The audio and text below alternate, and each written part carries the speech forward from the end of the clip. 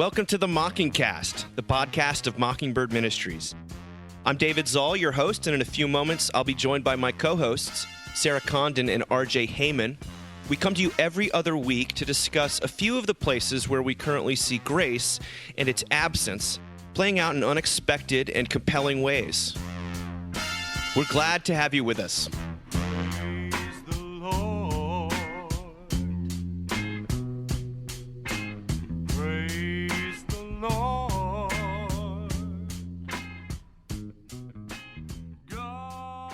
Hey, can you guys hear me?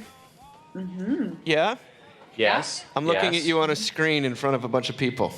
That's very weird. All right. I'm really glad I can't see. Can everybody say hello to the Reverend Sarah Condon and the Reverend Rutger Jan Heyman?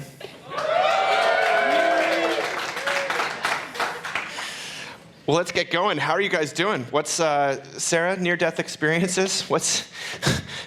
Am I allowed to announce that? What's going on? I went looking for cars today, so that's what I've been doing. Yesterday, I was driving my mom's car. So my mom and my dad died in December, and I already make jokes about it, so buckle up. But I inherited my mom's Yukon XL, and 2005 cherry red. 2015. Okay. 2015. That's right. 15. Yeah, my bad. That's right. And it just stopped in the middle of the freeway yesterday, and those things are big, so it took up 2 lanes, and I went like screaming and running out of it because I did not want to get hit. It was really scary. Anyway, it needs a new transmission and we're getting a new car, so that's what I've been doing today, is looking at cars. Well, have you been on the phone with RJ constantly then? Because I have texted him so much, you have no idea. Except I gave her more information than she ever could possibly want. No, it was very helpful. About the, RJ's like, well, that engine was discontinued in 2014, and in 2015, they were taken over by Kia. You know, every time I text him No, about... I was strongly advocating for a Kia or a Hyundai, but apparently she's going to go Toyota, which is a little predictable, but it's okay. Yeah, no, I'm nothing if not predictable. Exactly, Sarah. Oh my gosh, you are anything but predictable. Well, anything else going on in Heyman world? What's happening in Florida? We just sent my son Spencer off for like 10 days in Texas. He's going to go spend like a week with his friends in Houston and then fly to Austin, help my oldest son pack up, and they'll be home in like 10 days. So that's kind of, summer's approaching. Mm-hmm. And, you know, what can I say? It's been a good day. I played 18 holes this morning, par 3. So there you go, just living it's my day off. It's my day off in my defense.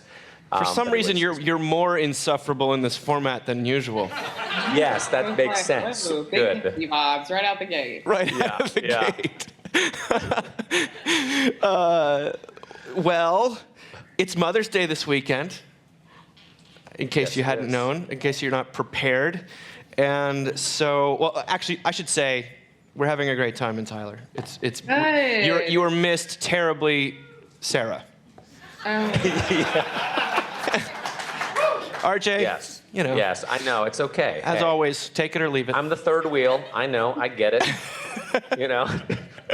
Someone the other day wrote in and said that, or on iTunes was saying that, like, I can't decide which one of you is my favorite. You're all, even RJ is a member of the secret sauce of the Mockingcast. Amazing. Even RJ. Incredible. You're like the relish He's like after. the only one that ever quotes the Bible. Yeah, he's the one that quotes the Bible. Keeping it Christian. Christian. Well, it's beautiful here in Tyler, Texas. And it's also going to be Mother's Day here in the Rose City. That's what they call it. And so I thought I'd open up with this article by Arthur Brooks, which appeared in The Atlantic this week. 3 simple ways to make your mom happier. Everyone taking notes? Here we go. Motherhood is supposed to bring unparalleled happiness. The Bible, for example, RJ, is full of stories of women, Sarah, Hannah, Elizabeth, who go from sorrow to joy when God grants them an unexpected child. In real life, the relationship between happiness and motherhood is more complicated. Raising small children is far from unmitigated bliss. year after year, surveys that ask mothers what they most want for Mother's Day find that their number one answer is, Sarah? Be alone. Time alone. That's right. I haven't even read this. She hadn't read it. Sarah never actually reads any of the articles. I'm just gonna. We like the impulsive reactions. The spontaneity, yes. Yeah, spontaneity. As children grow up, mothers' mixed feelings seemed to stick around.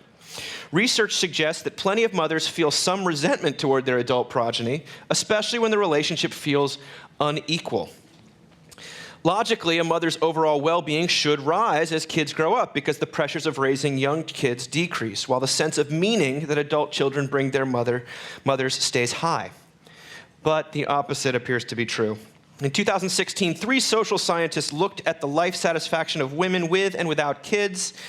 They found that during childbearing years, mothers and mothers-to-be were happier than non-mothers.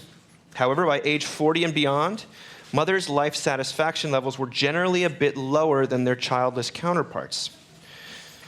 Researchers studying mothers have also found that almost 54% said their relationship with their adult child or children was, quote, intimate but also restrictive, and that they had, quote, mixed feelings about the relationship or some ambivalent statement.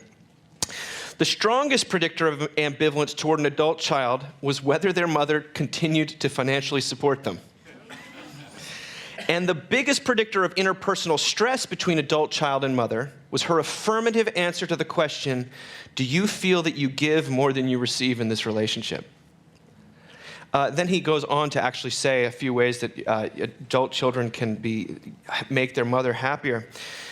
The first one is, at the most obvious level, adult children can lower their mother's resentment and stress by decreasing their financial dependence. Which has been repeatedly found to be a significant source of family conflict. But secondly, and I'll spare you the third one, is they encourage adult children to host a holiday at your place for once. So that's a lot, and I know that even the subject of mothers is, I mean, in all sensitivity, it's not the easiest subject right now. What does this sound true to your experience, or what kind of thoughts did this bring up for you? I mean, I'm just like, why does everybody have to be happy? You know what I mean? I don't know. Like, what is this, like, comparison? Like, but you got a kid. That's kind of amazing. And, like, what is love without suffering? Like, it's not love. I don't know. I mean, I can relate to some of the things about some of the financial stuff. Like, I remember, like, the first time we paid for dinner out with my parents, they were like, what is this? You know? And it was like kind of a moment of really beautiful grace. But yeah, I don't know. All this like happiness stuff, especially now, I'm just like, what? I don't know. Okay. You know what I mean? Like, you're slightly less happy and like, but you have like adult children and like they're people in the world, and that's an amazing gift. I don't know. I don't mean to be insensitive to like all the 60-year-old women sitting there right now who are like, just wait. But like, and I know, I mean, I definitely like, you know, have heard moms of adult children complain. Like, I know all the issues, but yeah, I don't know. These things hit me in a different way now. I bet. Yeah. Well, how do they hit Rutger? RJ's mom still pays for his cell phone. So. Yeah. Yeah, exactly. Just pays for everything. No, I was going to say that's one of the things this article makes me grateful for, is one of the things my father was very clear about is like, when you graduate from college, we'll get you that far, and then you are, quote unquote, off the payroll. And there definitely have been times when I have been a little jealous of, people who've gotten more help financially from their parents kind of after college than I received. But it seems like, according to this article, that probably was the best thing for our relationship. I think, and I don't know this from experience, but I know it from talking to other people, I think it's hard for mothers to lose their kids. You know, I mean, I can say from experience, we now have a freshman in college. And it's hard. It was hard to have him go, and it's hard every time he comes back and leaves again. You know, when you're a mother, and you just pour so much love and time and effort and money and sacrifice so much of yourself for your child, and then they kind of leave and go off to their own existence. I think that's a really hard thing, and especially if you have more than one child. I think if you devoted your life to being a mother, and then suddenly your kids are gone, I've got to think that brings about something of an identity crisis, right? I've always been a mom. That's been my that's been my life's work, and now it's gone. And so I'm very, I'm sensitive to how hard that is to make that transition from being a mom to try to figure out what am I now that I'm not sort of a mom in the day in, day out kind of way that I used to be. And my wife and I have talked about that. I think the other thing is that, parents, I think anytime parents are expecting their relationship with their kids to be equal and reciprocal, you're entering into something of a danger zone, right? I really hope that I never put a tremendous amount of pressure on my sons to call. That when they do call, I'm not like, why didn't you call sooner? I haven't talked, I've talked to you in ages. My hope is that the fewer expectations I can have, the more likely they might actually be to call. And that Jamie and I have already talked about this, like our kind of retirement dream is to have a home in a place that our kids and grandkids are going to want to come visit. And then when they're not visiting, we'll get a pickup in an Airstream and just drive around the country and stop in and say hi every so often and try to help out with the kids and try to pay for meals and just do everything we can to be present, but not expect too much in return. Because the other thing is, I think you sometimes you always forget what your life used to be like, right? And I think sometimes it's easy to forget how impossible it is to be a young parent. It's like the hardest thing in the world, how lonely it is, and how I've also thought how ironic it is that the time in your life when you need the most time and you need the most money, you have the least amount of both of those things. And then, at some point, Jamie and I are going to reach a place where we have too much time, and I don't want to say too much money, but more money than we need. And hopefully we can use those resources to continue to bless our kids and not expect too much in return. But we'll see how it goes. Ask me ask my kids in 20 years if they're like, parents won't shut up. Oh my God, keep them out of our hair. So those are my. It makes me think a lot about actually my mom, just because we spend so much time together, and Dave and I have talked about this a ton. Like, I keep wanting to write this piece, but I haven't, about shopping. Because we shopped together. Like, that was like when we could talk and when we could really begin to have, sorry, there's like a picture of it right there. Begin to have a friendship. And like the first time that like I was able, like, you feel like a low key sketchiness when you're like 23 years old and you're out shopping with your mom and you're like, I hope she pays for this, and, like, Totally. And there's something about like being old enough that you pay for your own stuff that, like, she said to me in the last year of her life, like, I feel like we're finally friends now. And I think that some of that financial stuff, I mean, as much as we don't want to admit it, probably had something to do with it. Because we could be together without, it's kind of like what you're saying, RJ, but from the opposite sort of perspective. Like, I could be with her without this like anxiety to try to like get out of her, like, a 17-year-old wants to get, Totally. her mom to buy stuff or whatever. Yes. So, Yes. Yeah. That's what stuck out to me, too, was the source of resentment being that there's some sort of equalness to the parent-child relationship when, I mean, I get it. We've talked about it before, but church on Mother's Day is such a dodgy proposition because it's kind of there's a lot of people there under duress, They don't really want to be there, but they're there because of their mom. And that's sort of funny, and we can make jokes about it. And hey, Father's Day, no one's here, but then you get to hilarious. None of the men want to go to church. It's so funny. They're so grown up. But you get to, there's always people coming out of church that day that have such sorrow on their face, and they just say, I can think of 3 faces right now of these are women in their 60s, basically, who are just like, why won't they call? Like, what happened? Like, there was no, I don't see it as abusive. Like, is there anything there? They look at me as if I would know, like, how do I get, and it's usually the son, but it's sometimes the daughter. It's like, how do I get them to call me? Just not, and they're not asking for every week. And so, the mother-child relationship is obviously really complicated, but it's such a painful thing. And when I hear that, I don't hear them asking for some sort of reciprocal 50-50 egalitarian relationship. They just want some acknowledgement, some attention paid them. And maybe Catholics have it right with honoring Mother Mary, because we sort of don't know what to do without any of that. And maybe we could do a better job of it. I don't know. Just to name a thing, too, I think it's not too much to say that so many marriages seem to fall apart or come to an end at roughly the same time that the kids leave home. Mm-hmm. You know, it's like we were holding it all significantly, and now that the kids are raised and off to college, and this won't affect them at all now that they're gone. Yeah, that's right. This won't impact every Christmas and Thanksgiving for the rest of time.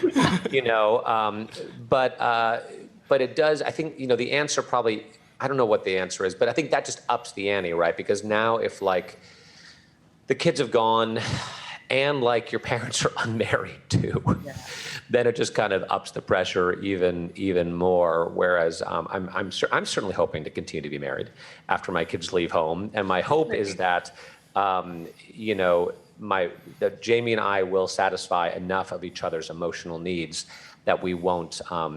You know, of course, I'm going to want the kids to call. I'm going to want to spend time with the kids, but I'm not going to count on them in the same kind of way emotionally as I think ends up happening with some parents when they're alone.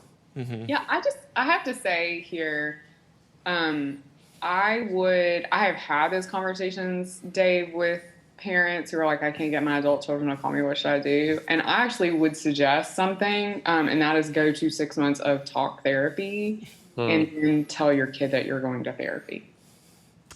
That would be my suggestion. That's a good suggestion, Sarah. That's a really good suggestion. I mean, because seriously, it says like, I take this relationship seriously to figure out what might be going on with me, that you don't want to be around me. I've been in therapy 6 months. Like, I see this, and we all see it in ministry a lot, this dynamic, and I can't tell you how often that situation could be fixed if the adult child was like, oh, like they're trying to figure this out. I'm trying to figure myself out. So anyway, I just, you know, do what you will with that. Wise. No, I think that's very wise. I always think of guilt is such a governing emotion around mothers and kids, I think. There's that New Yorker cartoon of the woman standing up at her mother's funeral and says, Mom wouldn't want us to feel sad, she'd want us to feel guilty. I said that from the pulpit one Mother's Day, and like it was the most uncomfortable laughter I've ever heard anywhere. But, you know, when a child feels responsible for their parents' emotional well-being, they may not even be aware that they're feeling that way, but it's going to drive them to not want to call, or call through gritted teeth. And I think that's... It's swingers all over again. Why won't she call? When shall we call? She's not going to call until you stop caring if she's going to call. You know, the opening scene with Jon Favreau and talk about other a guy. painful, But uncomfortable that could scene. Very easily be about parent-child relationships and not just romantic relationships. So if you haven't seen Swingers, go watch Swingers. So I guess it's a question of expectations a little bit, and that's what we're going to talk about next. The grim secret of Nordic happiness. How do you guys feel about Finland? I met a bunch of Finns recently. There's tons of Finns in South Florida. What? And one of them's dad was a world championship rally driver, which was amazing. So I've had a pretty exciting experience. No car talk. No car talk. No car talk. Sorry. I'll stop the car talk. I'll stop the car talk. Do you have any feelings about Finland, pro or con, Sarah Condon? I don't. Is that IKEA? I'm not sure. Woo, we just lost all of our listeners in Finland. Well, according... Shout out, and I'll learn where your country is. Your favorite subject here, according to the World Happiness Report, Finland has surpassed Denmark as the happiest country on earth for the last 4 years running. I think Iceland is number 2, but the distance between Finland and Iceland... It's so hard to make a joke about white people, Dave. Sorry, keep going. The amount of happiness things they fill out is just a whole lot of white people with their white furniture from IKEA being happy. Okay, keep going. The furniture itself is white, too, as we've talked about before. This is what Jukka Savalainen in Slate writes. Finland hasn't always had such a blissed-out reputation. In 1993, 60 Minutes featured a segment on Finland, which opened with this description of Helsinki pedestrians. This is not a state of national mourning in Finland. These are Finns in their natural state. Brooding and private, grimly in touch with no one but themselves. The shyest people on earth, depressed and proud of it. As far as facial expressions of the Finnish people, not much has changed since then. We are still just as reserved and melancholy as before. I'm like, is my firstborn from there? The secret is out. As it turns out, the World Happiness Report does not pay attention to smiles, laughter, or other outward expressions of joy. Instead, the report relies on Gallup polls, which ask respondents to imagine a ladder with numbered steps. The top rung represents the best possible life for you, while the bottom rung represents the worst. The survey participants are then instructed to report the number that corresponds to the rung on which they are currently standing. In other words, you are deemed happy if your actual life circumstances approximate your highest expectations. Consistent with their Lutheran heritage, the Nordic countries are united in their embrace of curbed aspirations for the best possible life. This mentality is famously captured in the law of Jante, a set of commandments believed to capture something essential about the Nordic disposition to personal success, such as, you are not to think you are anything special, you are not to imagine yourself better than we are, and you're not to think you are good at anything. Oh, we're not in Texas. The Nordic countries provide decent lives for their citizens and prevent them from experiencing sustained periods of material hardship. Moreover, they embrace a cultural orientation that sets realistic limits to one's expectations for a good life. People are socialized to believe that what they have is as good as it gets, or close enough. The mindset explains why Finns are the happiest people in the world despite living in small apartments, earning modest incomes. Maybe American parents should stop encouraging their kids to aim so high and suggest more realistic goals. One day, sweet Riley, you too can be the president of the Homeowners Association. And this is the Finnish writer speaking, I'm not sure I agree. If that's happiness, count me out. My definition of happiness includes joy, love, and meaningful engagement with the people around me. The reason why I decided to stay here in the United States, despite a couple of efforts to return to Finland, is because I like it when people smile, laugh, and yes, even talk to their neighbors. It makes me happy. RJ, you sent this to us, I believe. Is that correct?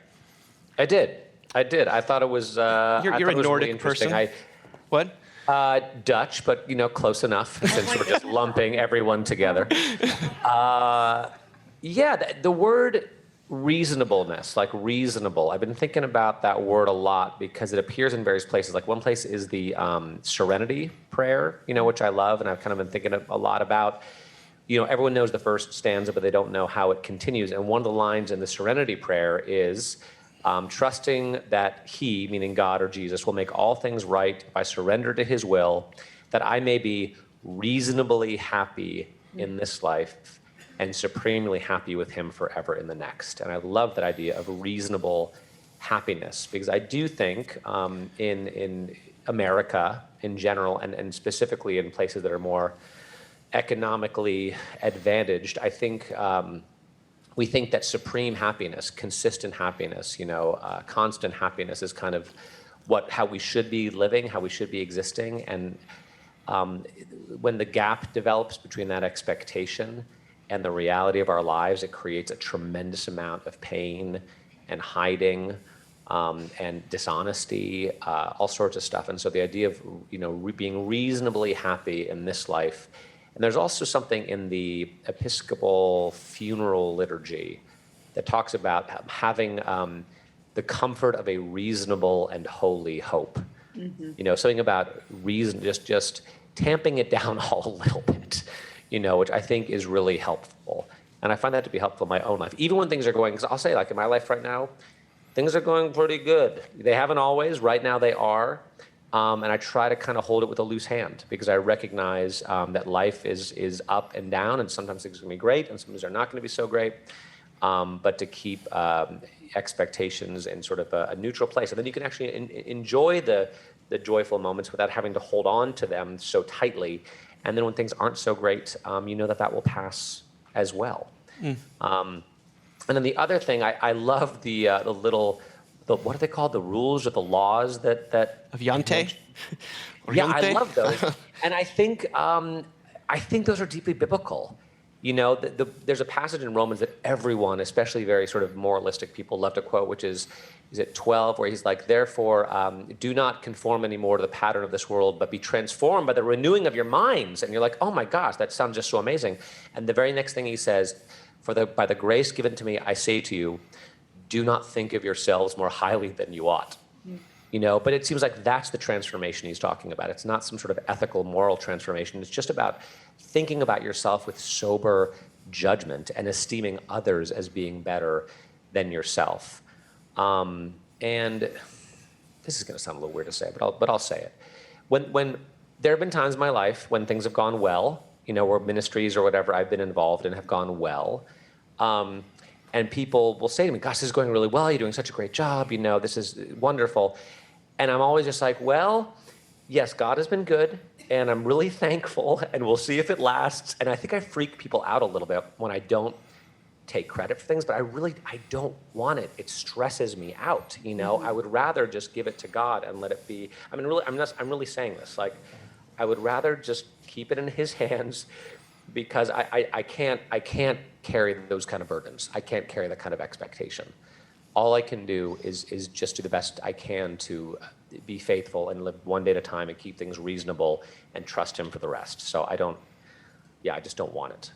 So I don't know. I love that, RJ. I mean, I think, honestly, the preachers that are like, thank you so much, I deserve all the credit for this, are like, they sleep with parishioners. I'm sorry. That's like an easy math problem in church life. Like, They sleep with parishioners, is that what you just said? yes. Yeah, okay, all right, got it. You know, they like see a pretty lady and they're like, hey, like, I'm real dynamic and I'm doing all this stuff and I deserve maybe to do something I shouldn't be doing. Like, I don't know. I think it's a survival thing. Maybe it is a little bit. It's a little survival. Give the glory to God, you know? I mean, my poor college students that have to put up with me, like, whenever they say the word deserve around me, they always laugh because they'll be like, oh, well, you know, you deserve that, like, to each other. And it's that Luther quote, you know, like, you deserve, I deserve sin and death and hell, but for Jesus Christ. Yes, that's right. Oh, who invited her? Yeah. Yeah. I don't know. I mean, it's a little confusing for me because it sounds almost like in Finland, like there's like people have these lower expectations for their lives, which I think is a wonderful and marvelous thing. But also maybe there's like less connection, like in community. Is that like, I'm just trying to kind of figure that out. Yeah, and that always seems to be what the other social scientists say, is that like the biggest indicator of personal contentment or fulfillment has to do with how many social ties you have. Right. And it sounds like the Finns, you know, no thank you. So yeah, I mean, it's funny, like, right? Sorry, my parents' death is so like the like AD in my life, right? So please don't apologize. Before they died, I was on the phone with a friend of mine, and she had some kind of a cancer diagnosis. Her husband had some kind of a cancer diagnosis, and the dog got a cancer diagnosis.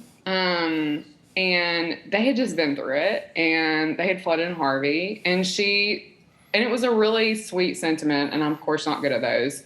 And she said, you know, we set our son down, and we were just like, this is not normal. Like, what you're having is not a normal childhood. And I was kind of like, what? You know, like, I don't know. I mean, like, the thought I keep having about the loss we have experienced, honest to God, is who am I that I would think I would walk this world and not have something like this happen? Who am I that I think that things like this don't happen to people like me? Like, that's not how the world works. And I have to tell you, that's a much more sustaining thought than this isn't normal. And you know what I mean? These kind of like, I'm an exception to this happening, which I'm not saying that's what my friend was saying, but you know, none of us are exceptional when it comes to our skill sets or to, you know, to tragedy. So it does make me, I don't know if the word is happy, but the word is definitely like grateful for the life that I have.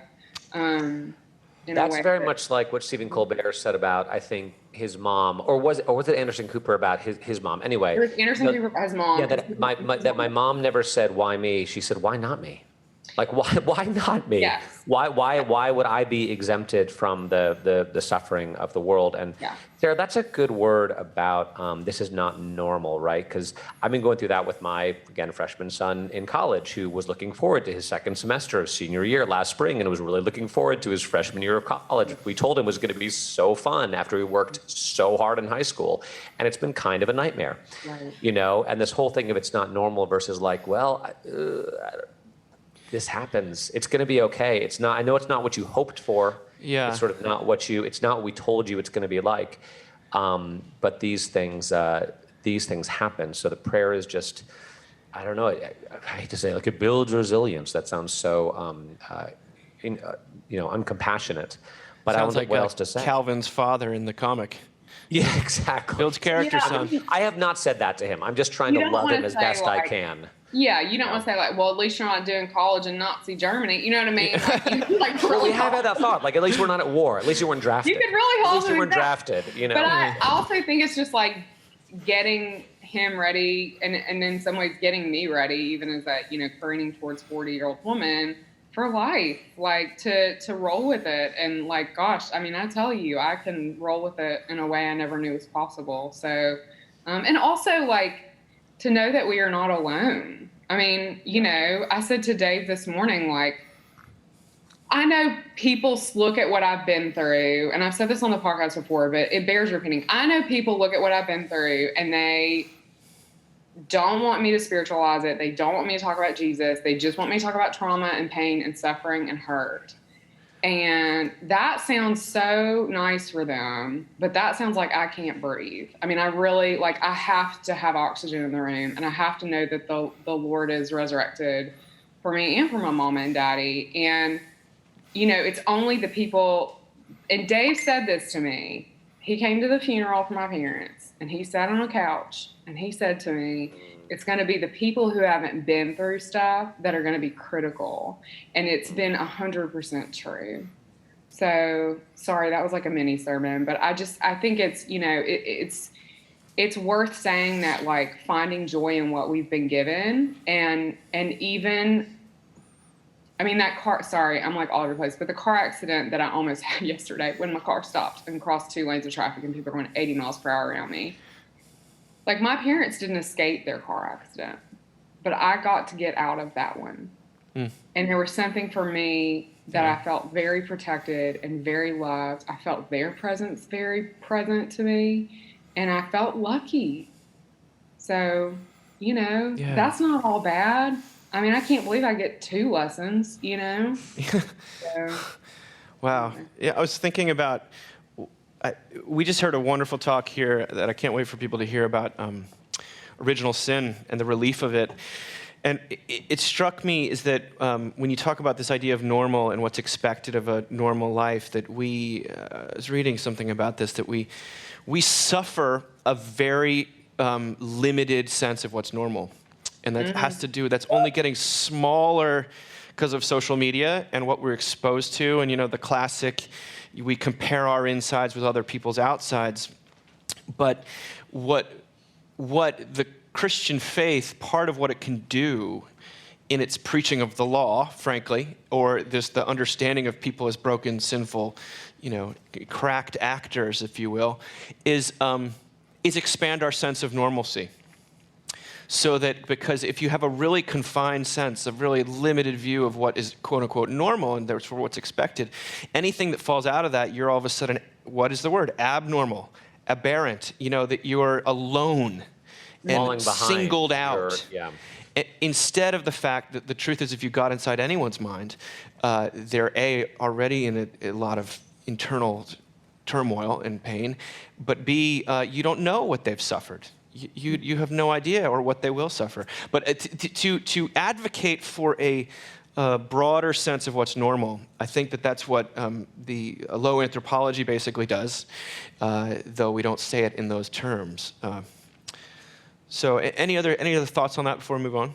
It's also what the Bible does, because the Bible is full of crazy Here he goes. stories Right. about crazy stuff that happened to people, and there's, we've said this before, but one of the reasons Augustine to become a Christian sooner is because there was so much bad behavior in the Bible, and then he suddenly realized that it actually resonated with his real life. That he wasn't who he was trying to be, he was who he was, and that the Bible was full of good news for sinners like him.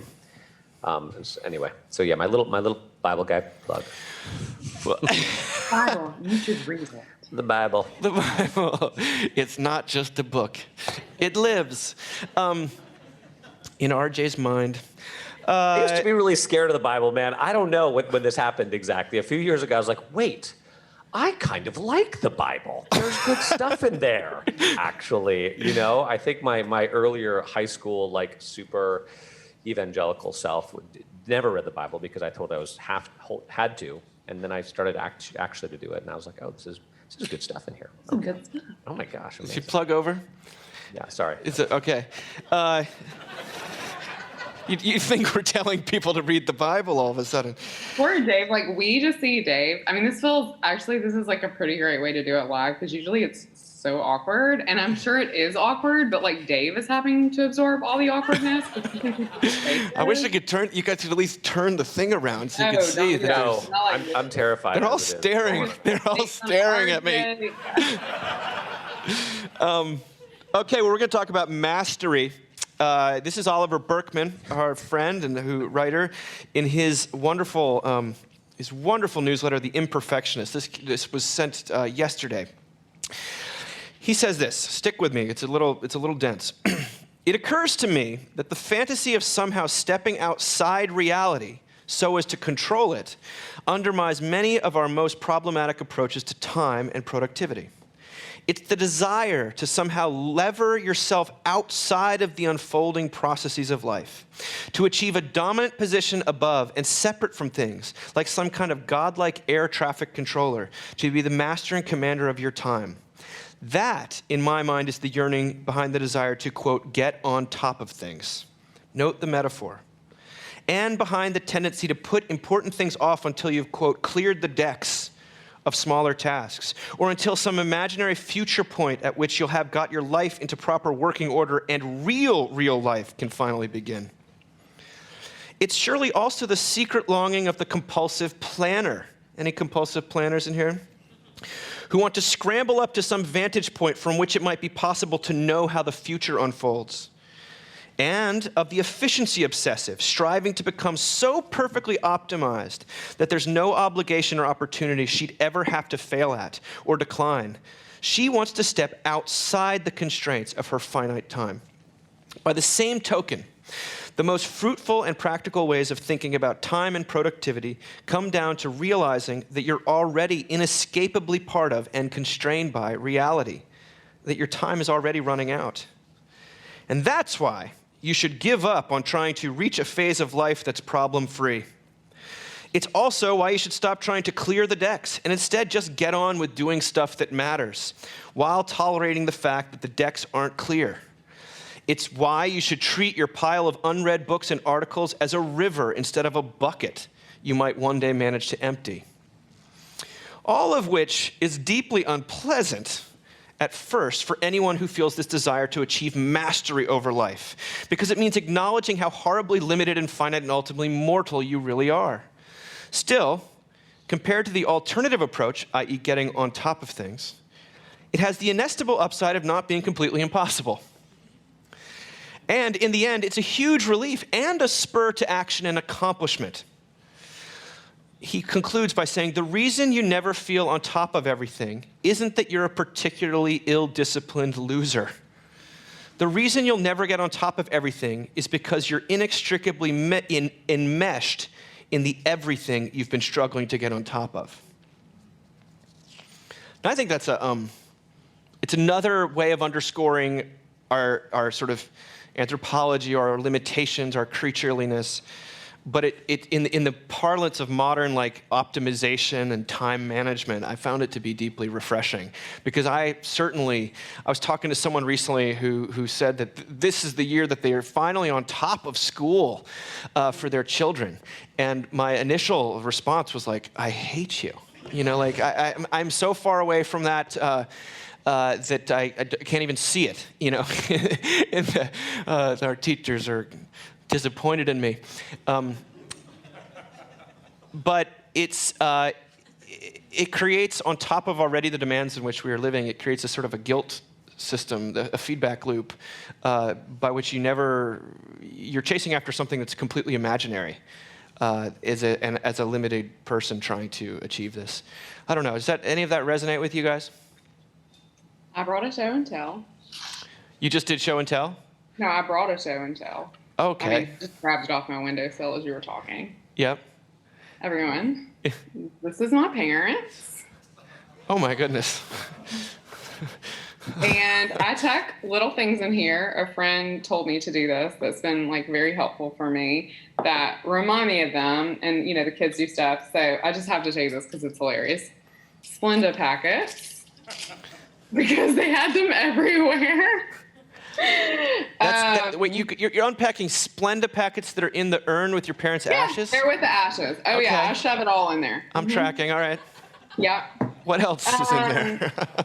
And there's a bunch of sweet stuff, but I love this. This is hilarious to me. So this is from my grandmother's funeral. It's stationery to thank people for coming to my mother's funeral. And my mother turned it into a to-do list. And I pull this out sometimes, both because I deeply love my mother's handwriting. And it says things like Target doll. So I know she's going to get some for Annie. But also it reminds me that she, like all of us, was someone that like lived one to-do list into the next. And I have a to-do list. I mean, I'm not telling people not to have a to-do list, but I have had to have so many days where all the things I was going to get done have not gotten done, and it has been fun. And it hasn't just been fun because I get some sort of a free pass because of what happened. Like, it's actually just been fun. So if there is a space to just like let go and to not feel like we're going to get to the end of all our tasks, and to, I don't know, actually believe that the freedom of Jesus is real. I hope that you can find it. And I hope you don't have to find it in such a hard way, but I hope that you can find it, because it's definitely there for you to find. I had a real experience of that. Was it this Monday or last Monday? Who knows? But I'd had a really hard week or so, or 10 days, where I'd had some sort of church function or kid function or something, like for 8 out of 10 nights or something like that. And I ended up working all day Saturday because I took some high schoolers to play paintball, and there's an outreach event, and I had a dinner, and then church, and then we had another dinner on Sunday night. And I got to Monday morning and I was just wiped out. And usually today's my day off. I take Friday off. So I was supposed to go in the office, and I'm like, okay, I could force myself to go in, and I would sit at my desk and stare at my computer and just try to answer the emails I have to, or to get through my to-do list. And I said, you know what? I'm not going to do that. I'm going to be a little merciful with myself, and I'm just going to kind of stay home and watch TV or something, do whatever. Ended up not doing that. I mean, I did that for a few minutes. Then I was like, I'm going to get out. I went out and I just got a cup of coffee, and I got went to a little cafe and just read the newspaper, and I was just, it was kind of nice. I did that for probably 45 minutes. And then I was like, well, what am I going to do the rest of the day? I don't know. So I ended up working pretty much the whole day. But the reason it was an answer to prayer was because what I actually did was the most important thing I needed to do. And I knew it. And it was really what I ended up doing with my time. The work I ended up doing was something I really will be helpful, and it was good. And it wasn't little detail work, and it wasn't a to-do list. It was like the biggest to-do. It was the most important thing. right? But it would have happened if I'd forced myself to go in and sort of, because I keep my to-do list on my phone, and it's like 10 pages long. You could just scroll for days. And my fantasy, it skewered me, because my fantasy is like, someday my to-do list will be completely empty and I'll go home and just achieve nirvana. I'll get totally organized, which is never going to happen. But it was amazing that in the moment I decided to be a little bit merciful with myself for like literally 45 minutes. Suddenly I found the energy to do exactly what I needed to do. And it was ended up being a really, really good day. And I was like, oh, maybe there is a God. Maybe I'm not. Maybe he does answer prayer. Maybe I'm not in this my fast. Maybe I should crack open the Bible. Like every Monday for our. No, I did not crack open the Bible. Like maybe God is real. I don't know. Maybe. What you're saying reminds me of that line in Seinfeld when someone asked Newman, who's a postman, like why postman, go postal, and he said, because the mail never stops. And that's how I feel about laundry. And I think we should just immerse ourselves in the river. If I could see laundry as a river, and like the mail, then maybe I could think of it spiritually instead of as this thing that I'm just perpetually failing at. And this idea that one day all of the socks will have pairs, and then we will all ascend into kingdom come. But the idea of mastery is so, I think it's so seductive for Americans. I think it's very seductive for probably people in midlife who feel like they're chasing some sort of mastery. And I love, Berkman is trying to, I think, pronounce absolution on people who for whom the failure to finish a to-do list is not just a functional thing, it's a moral thing. Like it becomes an existential verdict that you are lacking, and there's these other people out there, these efficiency experts who really do have it all together. And again, it's a narrow view of what's normal. We think that what's the Onion article, like man gets life in order for 20 minutes? Yeah. Like once. I think that's actually much closer to normalcy. But this idea about mastery, it was brought up in a more, I guess, incisive or religious way a couple of weeks ago. So Ross Douthat, writing in the New York Times, he wrote an article, a very interesting piece about why elites in America, meritocratic elites, are unlikely to get religion anytime soon. And he's really talking about Christianity in this respect. But there's a Catholic writer named Audrey Polnow who wrote a response, and she agreed with what Douthat gives two reasons, and this is what Audrey says, though. She says, Ross Douthat offered a couple reasons that American elites are unlikely to get religion. First, they hold that irrational First, they hold anti-supernaturalist prejudices. Meaning anything that smacks of supernatural is just out the door before any discussion is had. Second, quote, the American educated class is deeply committed to a moral vision that regards emancipated, self-directed choice as essential to human freedom and the good life. This is Polnow writing. She says, I'll add a third reason. Religion undermines the sense of mastery, the experience of earned and earnable distinction, which is central to the identity of many American elites. To the extent that America is meritocratic, elites are winners in a system that divides people up on the basis of real, although only quite partial, virtues. They're usually clever, ambitious, organized, competent. It's hard for such people to, quote, get a religion like Christianity because it doesn't offer the sense of mastery which they're used to. In fact, it usually undermines it in a pretty shocking way. Most people who become Christian, who try to follow the commandments of the church, find that it's really difficult, and not in the good difficult sense that elites love, the hard workout, the challenging job, but difficult because it involves repeated failures which may continue for your entire earthly life. This is a, quote, life project where you don't get to view yourself as the hero. Instead, it requires that you accept you're going to be the, quote, difficult person in the relationship. That, on net, you'll be a recipient of forgiveness more than you get to be the person who generously offers it to those who are less fortunate, able, and virtuous. Almost everyone who tries to sincerely live as a Christian will find themselves confessing the same sins over and over. And this is particularly hard for elites to handle. They're used to either being able to write something off as, quote, not a problem, not something I need to work on, or being able to solve it decisively. But the idea that you need to keep struggling against something while also cultivating an attitude of peace and detachment about your own performance is, well, it's the opposite of meritocratic. Elites are just like everyone else in that they're sinners. But unlike everyone else, they're used to viewing themselves as special and especially as virtuous. To be clear, I'm not just blaming elites here. Christians sometimes fail to emphasize the extent to which Christianity is at war with meritocratic prejudices. But we need to emphasize both aspects of God's love for us. Not just that he calls us to radical transformation, but also that he loves us right now, just the way we are. The path to transformation might be messy, slow, and uncertain, and most of us will need to rely on being loved rather than rely on our prospects of success, prospects that might look dim most of the time. We will need to rely on being loved if we're going to keep going. Kind of a mic drop of an article. Does that map onto your experience of? I have a hard time. I don't know many people who say, "Hey, I'm an elite. Nice to meet you." You know, it's like I don't know those people, but apparently I spend a lot of time with them.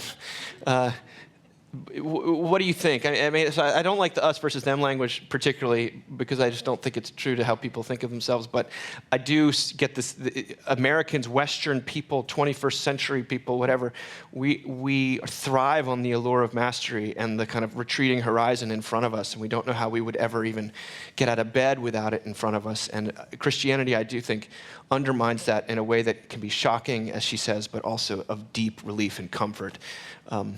But RJ, you were doing something. Yeah, I think, first of all, the authors, I buy like 70% into the author's vision of Christianity, right? His vision of Christianity seems to be a lot more about effort and striving to keep the commandments and all that sort of stuff. And I probably err more on the side of grace and mercy and forgiveness and unconditional love and not quite so much effort. So I have a little bit, I'm like, eh. But the other thing is, no matter how meritocratic you are, it doesn't save you from the life's pains, from getting cancer, from children who won't call. My dad literally used to say to me and my brothers when we were not treating him with the respect that he felt he deserved, he's like, he would literally say to us, people at the office really respect me. He would say that. And that's what I'm saying. Like, no matter how much you've achieved or how meritocratic you are, or how great everyone thinks you are at the office, like, your kids don't care. Your wife doesn't care. Cancer doesn't care. Depression and alcoholism don't care. Yeah. And so, this whole, and we talked about this last week. You can be meritocratic as all get out and feel like you're special and that you've accomplished a great deal. But if you live a little bit in the world and have any kind of honest relationship with another human being, including yourself, it's very quickly all going to come tumbling down. And I guess you can sustain it with like a tremendous amount of denial or something. Or alcohol. Or alcohol, exactly. I was going to say that, substances. But that has not been my experience. My experience is that, so-called elites, and again, what does that even mean? Who is that? It's you. Yep. Is me. Okay, well, thank you. Seem to need Jesus just as much as anyone else. Now, they may not feel safe to talk about it. I will say that. They may be part of a culture where they don't feel safe to talk about vulnerability, weakness, failures, fear, things like that. But I do feel, given the opportunity, it's there. Yeah. It's there. And to me, that's the doorway to faith, right? Failure is kind of the doorway to faith. And your salary or your university posting is not going to save you from that. Well, the first bone of contention I have with this author is that he asserted that elites aren't into the supernatural. It's a she. Yep. Okay. Well, that's It's your gender. Because clearly she like doesn't look at Instagram. Everyone believes in crystals and like, spending a lot of money on essential oils. And anyway, that's fascinating to me, that assertion that like they don't believe in the supernatural. Like everyone believes in the supernatural. They just do. Like,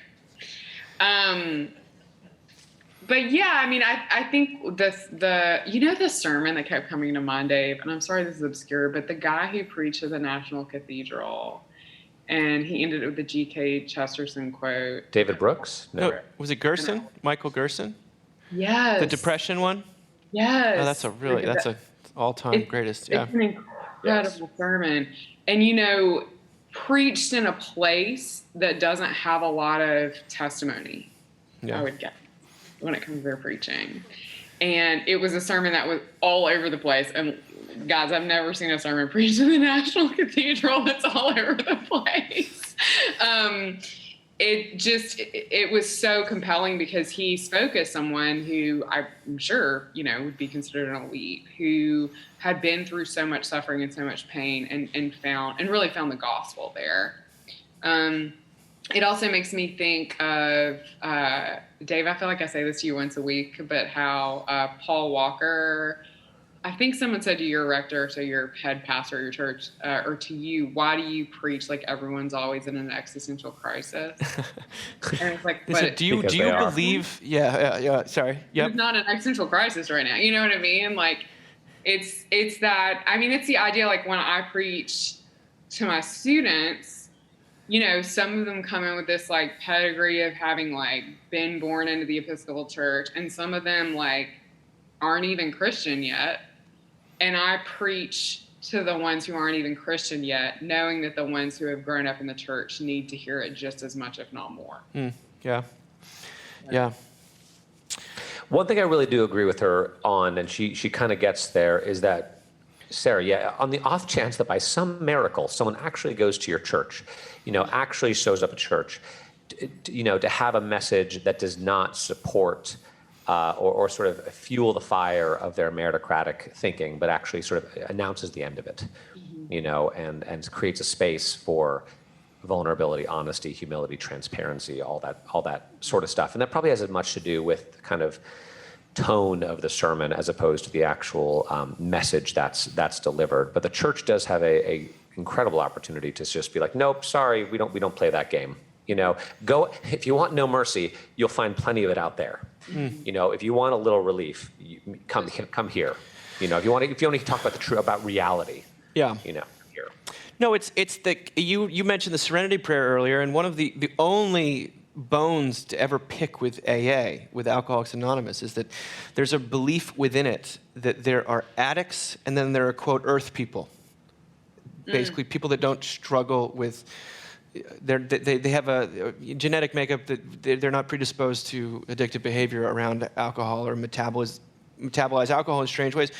And yet, if you dig beneath the surface of most people, they have those, that impulse is playing out in other ways. I mean, the deeper, I would say that's one of the places in the book that we published, the Grace and Addiction book. It's one of the things where John, my brother, says, well, this is one of the great places where the AA can actually learn from the church, because its diagnosis is so spot on, but it just doesn't go far enough. Everyone is a control freak addict of some variety who's going to make the same mistakes over and over and over again, and jaywalk into a highway. It's just going to look slightly different. It's not all going to have to do with distilled spirits or something like that. It could have to do with extreme smugness or really cool swag at a Mockingbird conference, or it could. There's all sorts of, status type games that people play that are compulsive and they can't seem to stop. So I don't know where I'm quite going with that, except everyone has their own addiction, and it's just the church is Sinners Anonymous, or it should be something like that, right? Because it's that's anyway, I think that's what you're trying to say. Yeah. Well, where she ends up is to say that like the Christians, because they want to forward a moral vision of the world, which is legitimate and constructive in a lot of ways, they sometimes can be guilty of downplaying the fact that they're not even capable of realizing their moral vision, and that the only thing that is sustaining is this sense that God loves you, forgives you right now, and that's where she ends it. She's saying, like, just because mastery doesn't exist doesn't mean like the lack of mastery isn't painful, but the only way to continue living in that is with this proclamation through the Holy Spirit that you were loved and you were forgiven. It's Justin Bieber all over again, right? And I'd also say, I got to think the impulse to mastery, if you really to talk to people who feel that need, not that I would know, is not coming out of necessary place of ego. Maybe sometimes it is, but probably more likely at a place of brokenness. Yeah. A place of not enoughness. Like if I could just master things, then maybe I'll be a worthwhile person. Right. Yeah. Maybe my parent will love me. Maybe I can love myself. It's not, it's not just. Yeah. It's not. The only thing I want to say that I think is important to say, especially in a Mockingbird conference, because creativity is such a high value for us, is that, don't confuse mastery with creativity, right? Because like you say mastery, I think creative people, there's something, it's mastery. I think that's the difference, RJ, exactly, is it's not fueled by a beauty or a desire to create. It's fueled out of brokenness. And we all have that. Dave seriously would have said this fall to you, this is the first time we felt on top of school. I would have said that, And then now I'm like, I don't know. I get these like text messages like nobody has a lunch. I'm like, oh shit, they still eat. Yeah. Just basking in the grace of God, I suppose. Exactly. Well, thank you both. We have, places to go and people to see here in Tyler, Texas. But thank you for joining us, and thank you for listening, those of you who weren't here. And I hope everyone does get to watch some of these amazing presentations that are happening in Tyler. But the two of you, I hope to see you soon. I don't expect that we'll have mastered anything at that point. But I'm going to guarantee it. RJ, I'm especially confident that you won't have. I appreciate that. Thank you. All right, love you too. Good. Love you too. guys. All right. Bye. Bye.